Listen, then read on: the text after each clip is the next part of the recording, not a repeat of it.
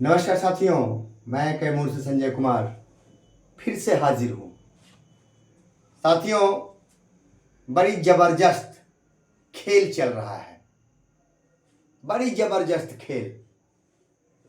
साथियों, ये खेल क्या चल रहा है?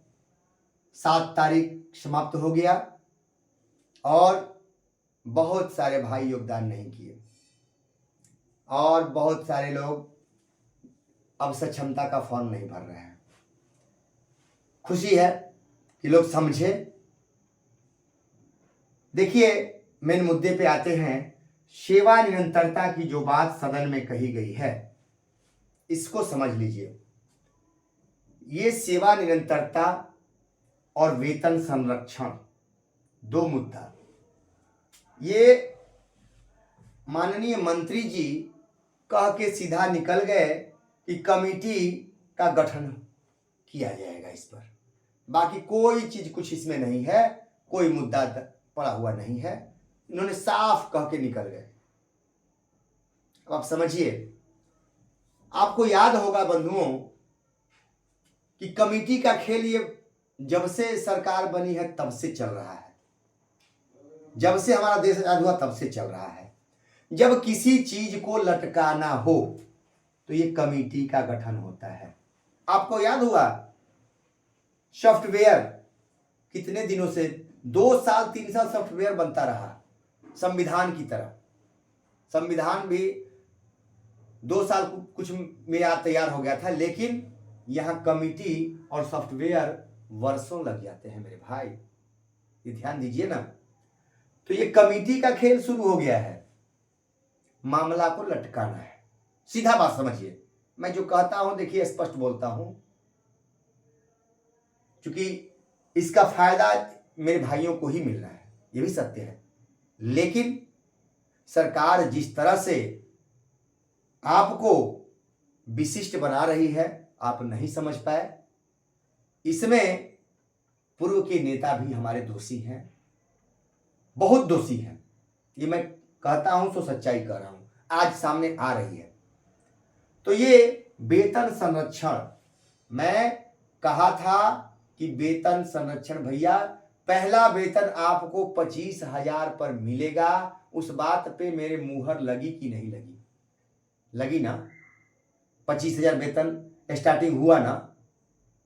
अभी वेतन संरक्षण भी फेल होगा और कमेटी का खेल भी फेल होगा, ये आप जान लीजिए। कमेटी गठित होगी, करते करते चुनाव आ जाएगा और चुनाव बाद आप वोट दीजिए, सरकार बनाइए, फिर देखा जाएगा। यही होने वाला है, जहां तक मुझे अंदाजा है। ये कमेटी इसीलिए गठित की जाती है, खींचने के लिए। नहीं तो इसमें कौन सी कमेटी का गठन का ये है? कमेटी क्या, आप याद होगा, आप पाठक जी की कमेटी बनी थी, क्या नियमावली बनाए, क्या चलता रहा, होता रहा, कमेटी बनती रही, बिगड़ती रही, एक सब खेल चलता रहता है। तो ये जो है सो एक कमेटी के खेल का एक बहुत बड़ा कारण है कि सदन में इसके लिए आवाज अब न उठे। ये आप ध्यान दीजिए, ये कमेटी इसीलिए गठित की जाती है कि अब कोई विधान परिषद या विधायक ये आवाज न उठाए कि ये सेवा निरंतरता का मुद्दा का कोई आवाज न उठाए। सीधा जवाब मिल जाएगा कि ये कमेटी गठित हो गई है, इस मुद्दे को आप नहीं उठाइए, कमेटी गठन हो गया है, बात खत्म। बात समझिए।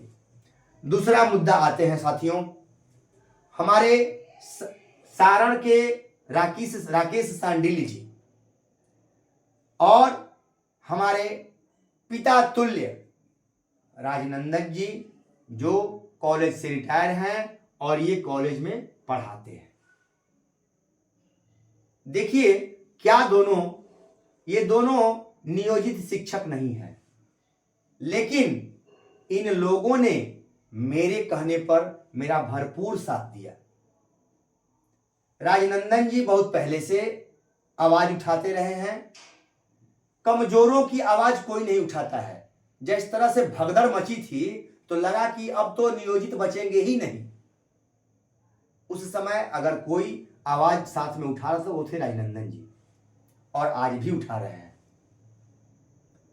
हमारा साथ देने के लिए सांडिल्य जी खड़े हो गए कि संजय भाई आपकी ईमानदारी को सलाम है और मैं ईमानदार आप ही की तरह हूं और आपका मैं जब तक मेरे अंदर सांस है तब तक साथ दूंगा।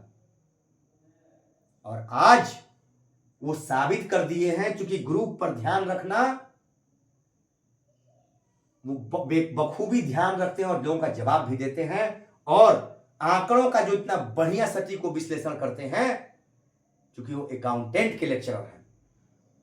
उस राकेश सांडिल्य जी को मैं सलाम करता हूं कि आप नियोजित शिक्षकों के लिए जो त्याग कर रहे हैं, मैं आजीवन आपका ऋणी रहूंगा कि हमारे भाइयों के लिए जो आप त्याग दे रहे हैं, 4 घंटे 5 घंटे समय निकालकर तैयार करते हैं, इस ग्रुप का ध्यान रखते हैं, मैं आपको सलाम करता हूं, आपके जज्बे को सलाम करता हूं। और दूसरी चीज बंधुओं, कुछ नेताजी लोग घबराए हुए हैं, नेताजी लोग परेशान हैं। नेताजी लोग परेशानी ये है, हमारे पास कई लोग भैया आपके कहने पर हम लोगों ने चंदा बंद कर दिया, अब किसी संघ को चंदा नहीं देंगे। वैसे शिक्षक भाइयों को मेरा सलाम है, इसी चंदे के चलते हम लोग बर्बाद हुए हैं, सच्चाई यही है। मैं कहता हूं चंदा क्यों, एक संघ केस क्यों लड़ेगा? आप लड़िए ना 25-50 का समूह, 100 का समूह बना के। जिस तरह से हमारे ईमानदार भाई जो हैं पटना वाले, नाम दिमाग से उतर रहा है, वो 569 लोग मिलकर केस करवाए हैं, क्या दिक्कत है उसमें? एक संघ को करोड़ों का चंदा देते हैं, लाखों खर्च करके, और बाकी पॉकेट में चला जाता है। वैसा काम हम क्यों करेंगे? हम 50 और 100 का केस करेंगे मेरे भैया, मिलके करेंगे। 50 रुपया, 100 रुपया, 200 रुपया एक आदमी पर महीने में पड़ेगा, हम केस लड़ लेंगे। और यहां तो लाखों करोड़ों हम देते हैं चंदा में। 4 महीने पे डेट आया तो एक वकील को देना पड़ेगा, तो हम तो लड़ लेंगे आराम से, समूह में लड़ लेंगे। हमको संघ की आवश्यकता नहीं है, संघ की नेतागिरी खत्म कीजिए। ये हमारे बुजुर्ग जो हमारे साथ लगे हुए हैं, हम नियोजितों का साथ दे रहे हैं, कितनी बारीकी से विश्लेषण करते हैं, आप इनको महसूस किए? इतना अच्छा विश्लेषण आपके लिए कितना समय देते हैं।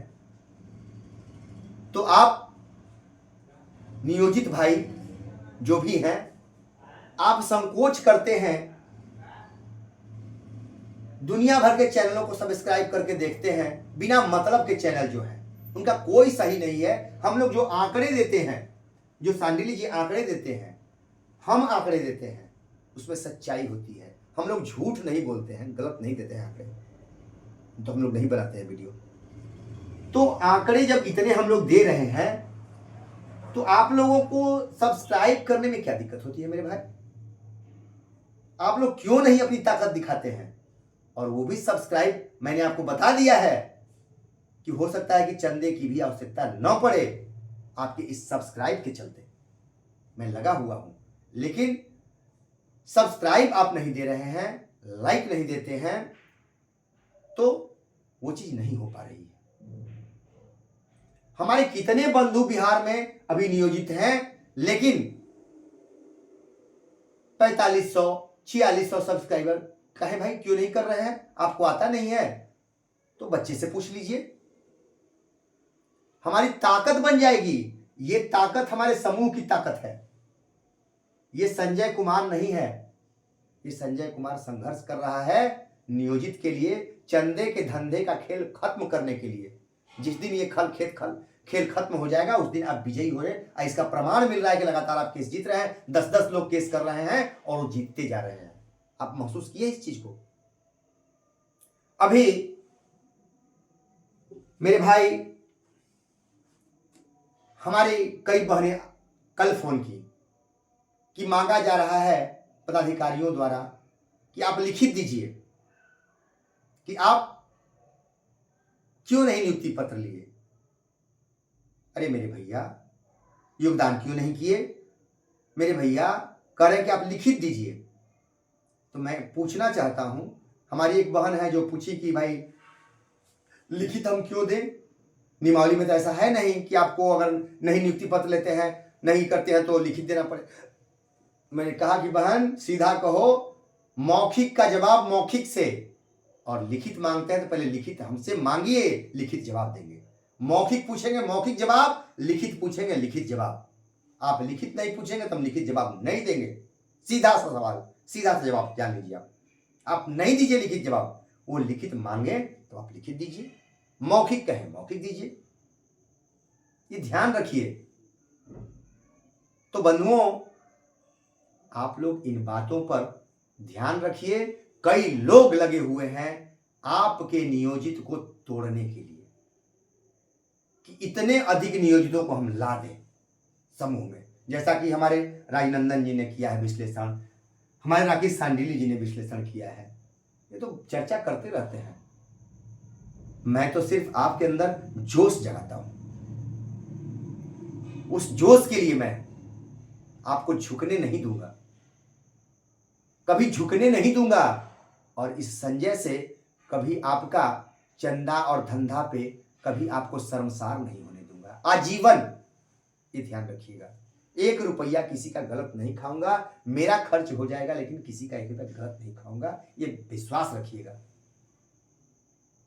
बहुत सारे लोग परेशान हैं हमसे, ये सच्चाई है। मेरे में कुछ नहीं है, मैं ना रहूं या ना रहूं, इससे कोई फर्क मुझे नहीं पड़ता है, लेकिन आपको मैं खड़ा करके जाऊंगा। मैं सारी चीजें नियोजित में रह के ले लूंगा, ये विश्वास देता हूं। क्योंकि जज्बा और जिद, सच्चाई के लिए जिद होनी चाहिए। बहुत सारे भाई कह रहे हैं कि अरे सब कुछ मिलेगा निरंतरता। अरे कैसे मिलेगा? कई भाई कहे कि प्रमोशन, अरे भैया प्रमोशन हमारा भी होगा, विशिष्ट में आ गए उससे क्या होगा? अच्छी बात है, होगा तो मैं सलाम करता हूं, ले लीजिए भैया, हमको कोई दिक्कत नहीं है, हमको कोई दिक्कत नहीं है। तो क्या सरकार बीपीएससी के द्वारा बहाल विद्यालय अध्यापक हैं जो नियोजित से गए हैं, उनको नहीं मिलना चाहिए? विद्यालय अध्यापक को नहीं मिलना चाहिए? विद्यालय अध्यापक बीपीएससी से महान परीक्षा देके आए वो लोग, क्या विशिष्ट उनसे भी महान है? उनका फिक्सेशन 25,000 पे होगा और आप विशिष्ट से आए तो आपका फिक्सेशन 50,000 पर होगा। ऐसा नहीं होता है। आप परीक्षा तो वो भी देकर आए हैं। तो इन बातों पे ध्यान दीजिए, गौर कीजिए। जो है हमारे बीपीएससी वाले विशिष्ट भाई, विद्यालय अध्यापक जो भाई हैं, वो भी हमारे नज़दीक हैं। आप विशिष्ट में जा रहे हैं, आप भी मेरे नज़दीक हैं, लेकिन आप लोगों ने ध्यान नहीं दिया। बस यही अफसोस है मुझे।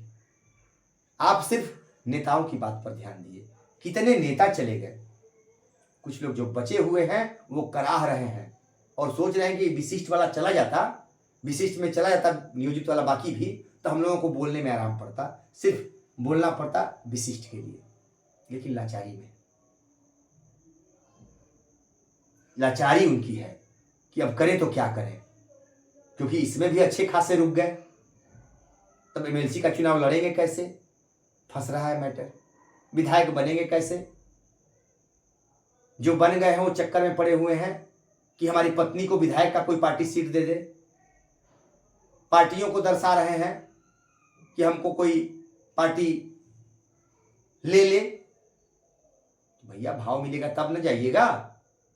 वो अपने परिवार के, अपने पत्नी के, अपने बच्चे के सीट के चक्कर में पड़े हुए हैं कि इनको भी मिल जाए विधायकी का कोई पार्टी दे दे, तो वो चक्कर में लगे हुए हैं। अब आपके नियोजित के चक्कर में कोई नहीं है मेरे भाई। जो नेता बन गए या जो नेता बनने की ललक रखते हैं, वो आपके चक्कर में नहीं रहते हैं। और आपके अगर चक्कर में वाकई वो नेता है, आपका चक्कर है, तो आज घोषणा कर दे। मैं बार बार कह रहा हूं कि घोषणा कर दें कि जब तक शिक्षकों को पेंशन नहीं मिलेगी तब तक मैं पेंशन नहीं दूंगा। कर दे घोषणा, मैं देखूं उनकी ताकत को। करें ना भाई घोषणा कि मैं एमएलसी बन गया, मैं विधायक बन गया, मैं पेंशन नहीं लूंगा। 60 साल नौकरी करके ये लोग पेंशन नहीं मिल रहा है, तो हमें पेंशन क्यों? जैसा इनको पेंशन ईपीएफ मिल रहा है, वही ईपीएफ हमको भी दे देना। लेकिन आप तो समाज सेवक हैं, आपको ईपीएफ की भी आवश्यकता नहीं है। आप तो समाज सेवा कर रहे हैं, आपको खर्चा चाहिए चलने के लिए, लेकिन आपको पेंशन क्यों है? आप पेंशन ले रहे हैं और हमारे पेंशन का विरोध कर रहे हैं। तो वैसे लोग आपका कल्याण नहीं कर सकते हैं जो जाकर के गद्दी पर बैठ गए हैं और वो आपके पेंशन की बात नहीं करते हैं, अपने वेतन और पेंशन की बात करते हैं। ऐसे लोगों से सावधान रहिए, वैसे लोगों को पहचानिए जो करोड़ों का रुपया खड़ा कर लिए हैं चंदे से। उनका पता कीजिए, उनका पोल खोलिए। वो कभी आपका कल्याण नहीं कर सकते हैं। कल्याण करेगा तो एक ईमानदार व्यक्ति आपका कल्याण करेगा, और ईमानदार के साथ रहिए। आप ईमानदार बनिए, सबसे बड़ी चीज, तो आपको बिल्कुल ईमानदार व्यक्ति मिलेंगे। नमस्कार साथियों।